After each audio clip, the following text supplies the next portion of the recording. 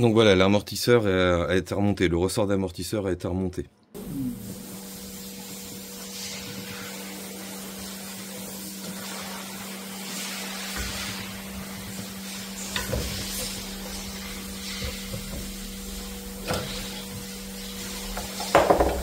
Donc après l'avoir juste, on a juste mis l'écrou sur quelques pas de vis, on l'a pas serré au couple, donc c'est ce que je vais faire maintenant. Donc pour pouvoir serrer ces écrous là, si on essaye de prendre une douille classique avec un cliquet classique ou quoi, enfin bref, ça va tourner dans le vide. Donc il faut prendre, comme je le disais au démontage, une douille spéciale ouverte comme ça avec une clé Allen. Donc la clé Allen va maintenir ici à l'intérieur le bout de l'amortisseur, et avec la douille on va pouvoir serrer l'écrou.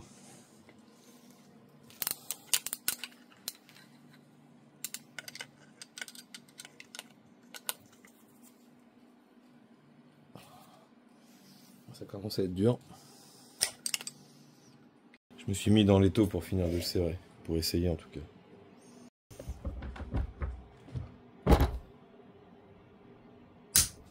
Lié au couple. On va remettre le porte-moyeu, enfin, l'amortisseur sur le porte-moyeu. Donc là c'est pas compliqué, hein. On a ce marquage là, les deux points qui doivent rentrer ici. Et en fin de compte, cette plaque vient exactement dans ce repère là, en face de ce repère là.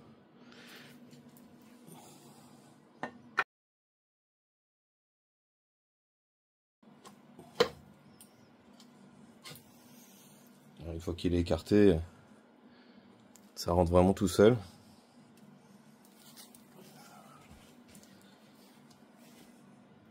Là je suis pas encore en appui.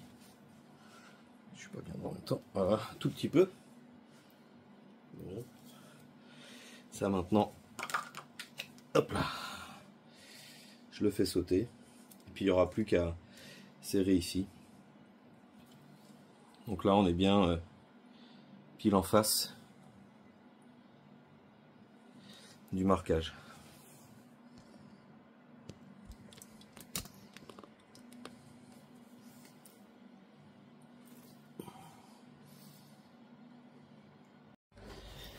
Ok, première chose que je vais remonter déjà, avant même le bras de force, je pourrais, la jambe de force, je pourrais remettre déjà la jambe de force, mais je vais remonter barre de poussée et la biellette de direction en premier. Donc déjà, faut déjà mettre le soufflet, et puis je vais la mettre au même niveau que l'ancienne. Il faudra de toute façon que je refasse faire une géométrie complète, puisque je change absolument tous les trains, avant et arrière. Mais il faut quand même essayer d'être au plus près de ce qui était fait avant. Donc je commence par dévisser ça pour introduire le soufflet. Donc normalement il faut mesurer la cote entre ce point là et celui-là. Mais bon, en regardant à peu près, en regardant le nombre de filets, je devrais pas être loin. Je vais peut-être mesurer aussi, je vais voir.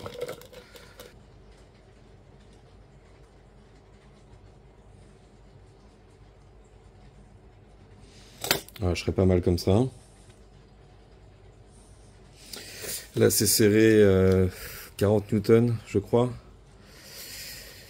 40 et quelques. Je vous redirai ça là dans la vidéo à combien c'est exactement.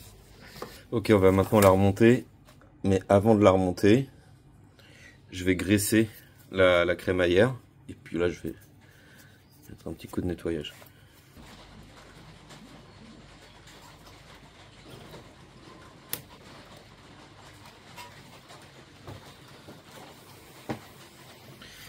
Donc ça c'est la graisse qui est préconisée.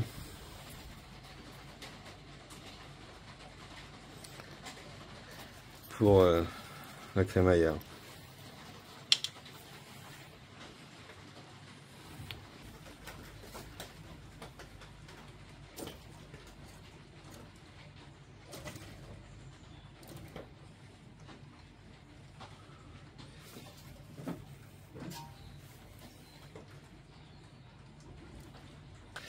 Donc là maintenant je ramène la crémaillère en arrière pour forcer un minimum sur son bras quand je vais la mettre au couple.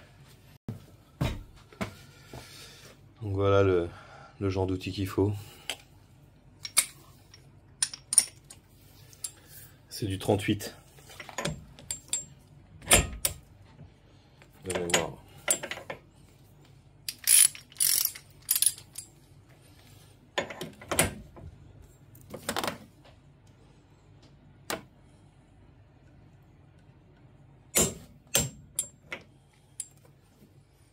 Ok. Pour l'instant, je vais juste ramener le soufflet pour protéger et je mettrai le collier par la suite. Je vais maintenant remettre la jambe de force dans son emplacement.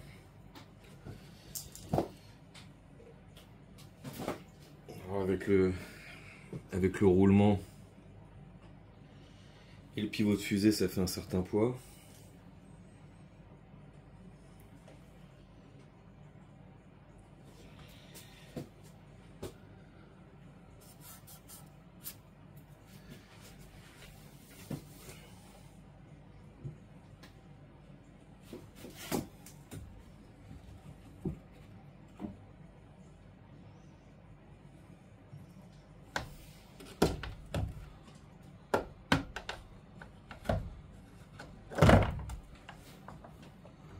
Putain.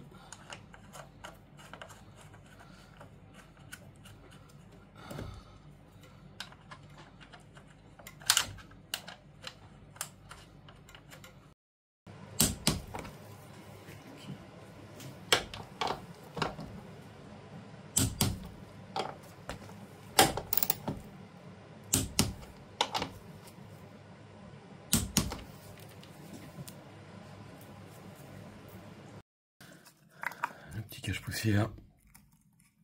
Et voilà. Ok, maintenant, on va remonter les bras, biellette, etc. 165 newtons. Les deux bras sur le pivot de fusée, c'est 175 newtons. Pour visser sur le pivot de fusée, la procédure ne dit pas qu'il faut être en position normale. Par contre, pour serrer à ce niveau-là, les bras, donc ici et là, il faut par contre être ce qu'on appelle en position normale. La position normale, c'est quoi? C'est tout simplement quand la voiture est sur ses roues, et a fortiori avec du poids à l'intérieur.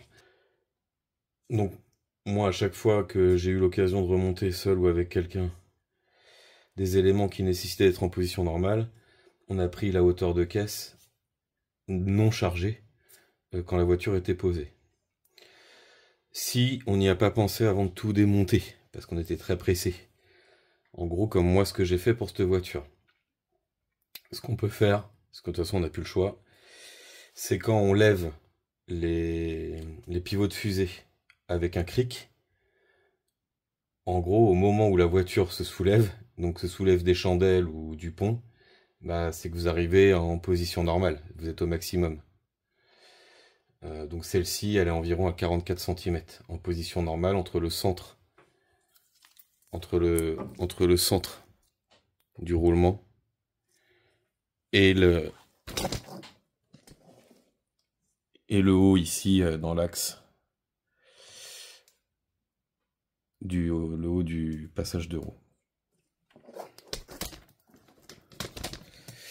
Donc pourquoi c'est important de serrer en position normale? Parce que ça évitera une usure prématurée de tout ce qui est rotule et silent block. Parce que sinon ils n'arrêteront pas de travailler. Ils vont être bloqués en fait dans une position qui est anormale. Donc ils vont être en force. Et à chaque fois que la voiture va prendre, enfin déjà la voiture du coup en position normale, et ben elle forcera sur tous ses bras, quoi. Donc il y aura une usure anormale de ces pièces. Donc moi ce que je vais faire, c'est que je vais présenter les bras, je vais juste les pré-visser, enfin je vais juste passer les vis au travers dans le berceau. Et puis je vais d'abord les visser sur le pivot de fusée, puis je lèverai le pivot de fusée en position normale et je serrerai les bras. Donc ici, pour ce bras-là, c'est un écrou KG. C'est pas un écrou normal, c'est un écrou de ce type qui se monte. Donc là pour l'avant, pour les bras, il y a ces kits-là. D'ailleurs, ils vendent aussi ici ces vis qui se mettent sur le porte-fusée, ces écrous qui se mettent sur le porte-fusée. Pour les amortisseurs, il y a ces kits-là aussi. Là-dedans, vous avez les 3 vis du haut qu'on vient de remettre dans la vidéo. Ils sont bien complets ces kits. Ils sont un peu chers, mais bon, ils sont bien complets. Vous avez 3 écrous comme ça qui correspondent aux 3 écrous sur le porte-moyeu. Donc un pour la biellette de direction et les 2 autres pour les 2 autres bras. Vous avez cet écrou là qui sert ici, enfin plutôt de l'autre côté d'ailleurs. Et vous avez cet écrou là pour la biellette de barstab. Je sais plus son nom exact, bref, vous aurez compris. Et également donc la vis qui va aussi ici. Et on va la prépositionner. Voilà, cette vis là.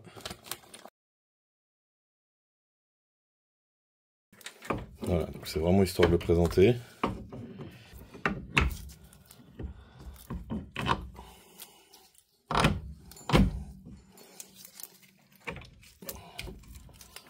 Ok.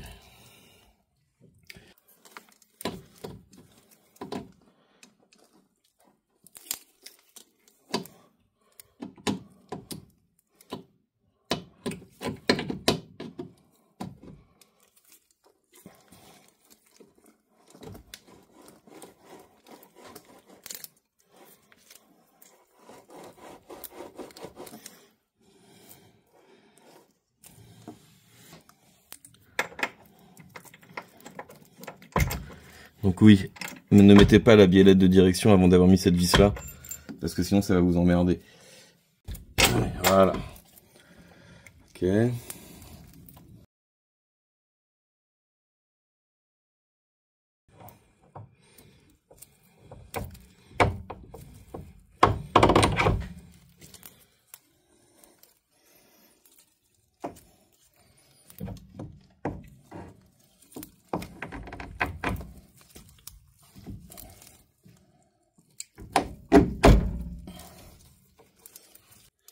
Je vais commencer quand même par l'amortisseur.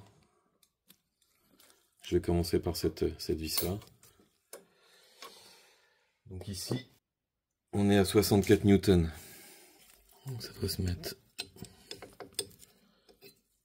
ça là, à l'intérieur.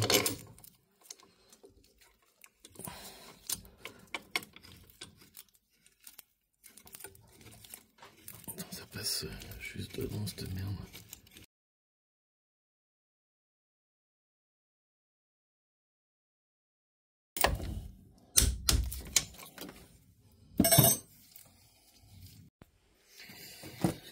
Ok, maintenant la biellette.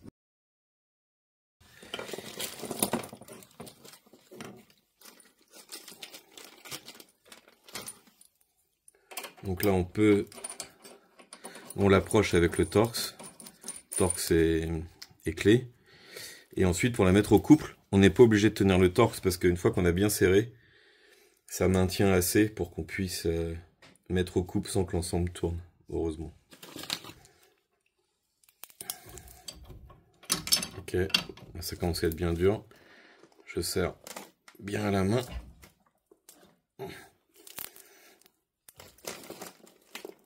Okay, c'est pas mal. Maintenant je vais serrer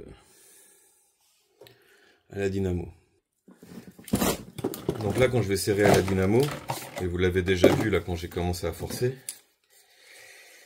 l'ensemble, le porte-maillot va tourner, l'ensemble va tourner. Donc pour bien mettre au couple, je bloque le porte-maillot contre le berceau avec ce morceau de bois. Et ça va me permettre de serrer sans que ça bouge.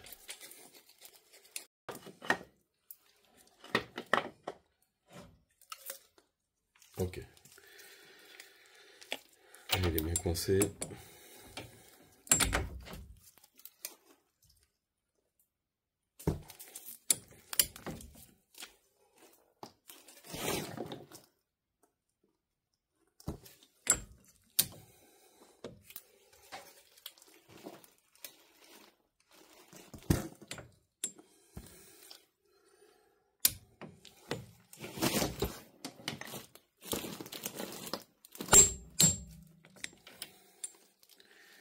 Voilà.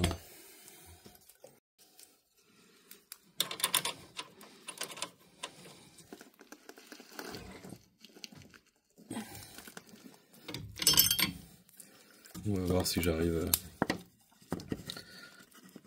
à passer la dynamo.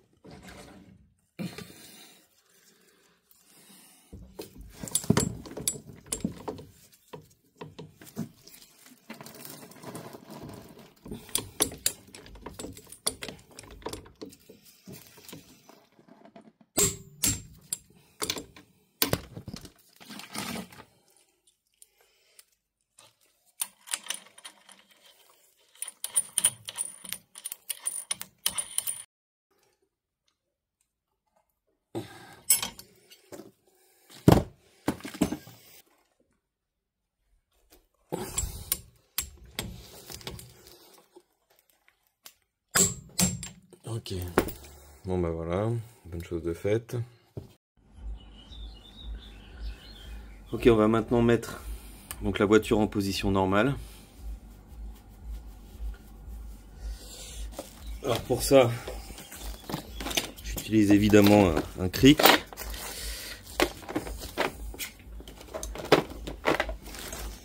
Et je vais prendre appui ici, entre la biellette et le bras. Je sais pas si c'est le meilleur endroit, mais moi j'aime bien prendre appui là.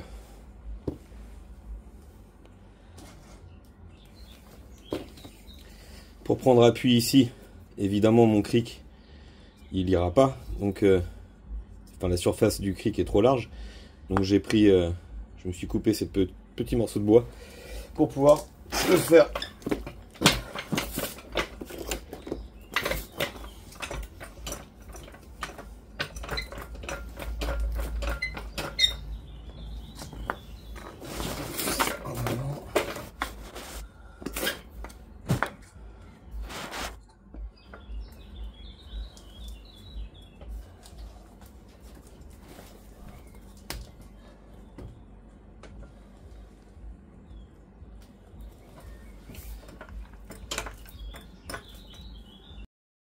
Donc là, quand on compresse, il faut attendre un petit peu le temps que... Attendez. Donc j'attends un peu le temps que le ressort et l'amortisseur se compressent aussi. Je vais même aider à la main. J'appuie à la main sur le haut de la carrosserie. Donc certes j'avais pas relevé la hauteur de roue avant de démonter, mais je l'avais avant de démonter, je veux dire les roues et le train arrière, mais j'avais quand même relevé avant de démonter le train en lui-même avant, j'avais relevé la hauteur. Là je suis à 43,5 et ça correspond à ce que j'avais relevé. Je suis bien en position normale. Donc maintenant je vais serrer les deux bras. Et donc il faut les serrer à 68 newtons. 68 newtons puis 90 degrés. On va faire un angulaire de 90 degrés.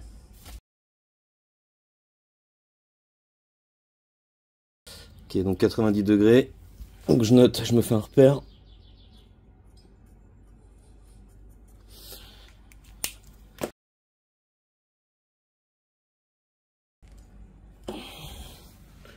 Voilà, on est pas mal. Maintenant on visse le deuxième bras.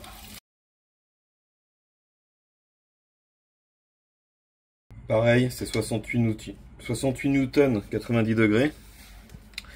Alors on voit il faut éventuellement avoir des douilles assez profondes. Je vais voir si celle-là va aller, malgré tout.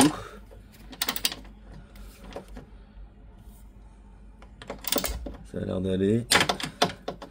C'est tout juste. Ah non, ça va pas aller, je vais me faire chier. Ok, bon, j'ai été récupérer une douille plus longue chez Eric. Alors.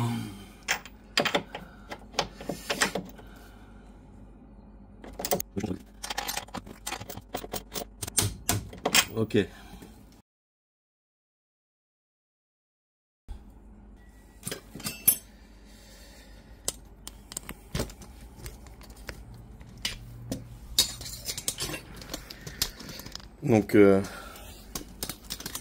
Donc là, le plus gros est fait, hein, quand même.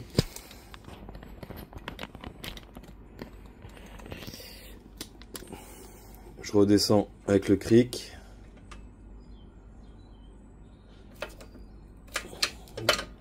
Doucement.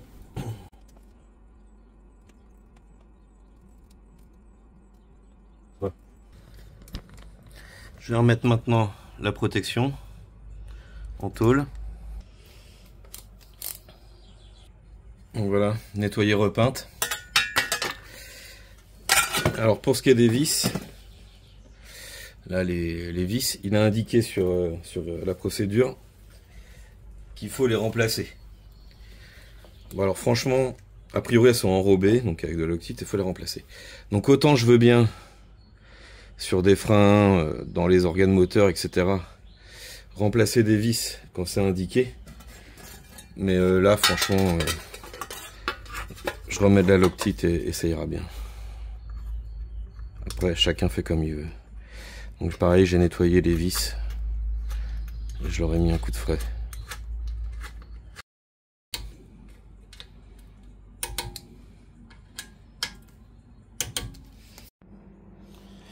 Ok, maintenant on remet notre capteur que j'ai nettoyé. Tant que j'y pense maintenant, même si je mettrai qu'à la fin la barre stabilisatrice, je la mettrai qu'à la fin. Je vais mettre la biellette tout de suite.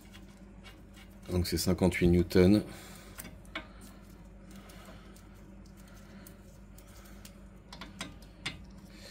Donc il faut maintenir ici le boulon et serrer de l'autre côté dans le même temps.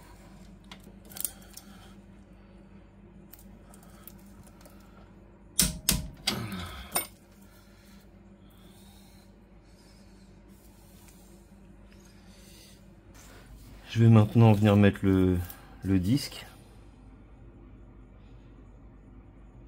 J'ai l'impression d'avoir oublié quelque chose. Je pense pas, mais...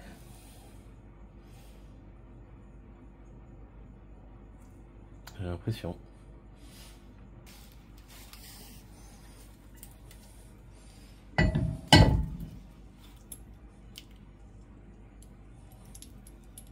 Je vais juste l'approcher. Je la mettrai au couple après. Ok.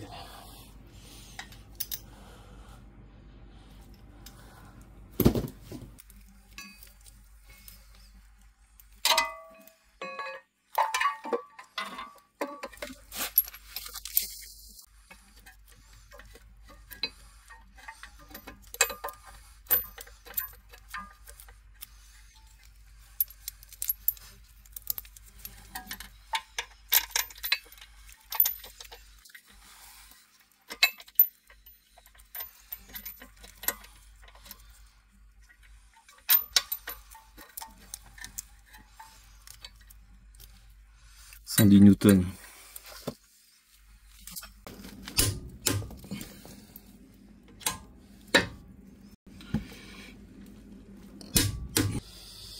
Ça se monte pas. Ou alors t'as mis le droit pour le gauche pour non, le droit. non plus. Parce que là, il va jusqu'où là? Ah, il vient là. Ouais, mais c'est pour les petits étriers, pas les gros. Mais non, je te dis que C'est c'est la la même même greffe. Bah alors, pourquoi t'en veux pas rentrer? C'est beau et tout. Ah oui, comme ça. Non, il faut pas. Et là, t'arrives à mettre tes vis? C'est les vis qui vont dire, hein. Je crois que ça y est. Ça y est, vendu.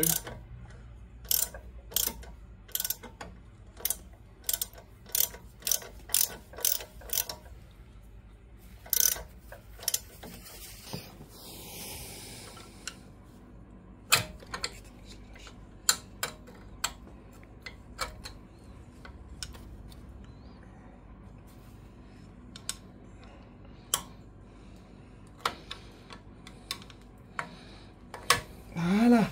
Là, c'est en contrainte. Ça, c'est fait. La tour aussi. Ouais, bah écoute. Et là, il est en place. Essaye de maintenir plutôt le tuyau. Allez, c'est bon. Tu vois, ça fait pas les masses, hein. ça fait pas une grosse contrainte. Voilà. Un côté monté.